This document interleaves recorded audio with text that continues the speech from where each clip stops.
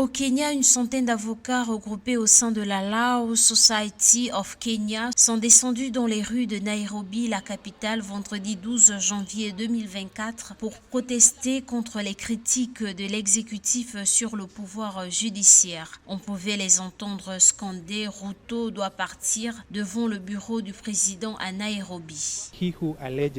Lorsque vous faites des allégations, vous accusez directement quelqu'un d'avoir fait quelque chose. La seule façon pour nous de croire ce que vous dites est que vous apportiez des preuves. Permettez-moi de vous donner un exemple. Les juges sont entrés en fonction à l'issue d'une procédure et leur départ est soumis à une procédure qui est stipulée dans notre constitution. Le président kényan a accusé publiquement la justice de son pays de corruption et d'entrave à sa politique.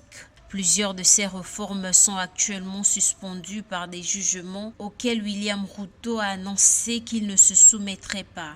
Une position qui inquiète les juristes kenyans. Le président de la Law Society of Kenya soutient que les remarques de William Ruto pourraient plonger le pays dans l'anarchie.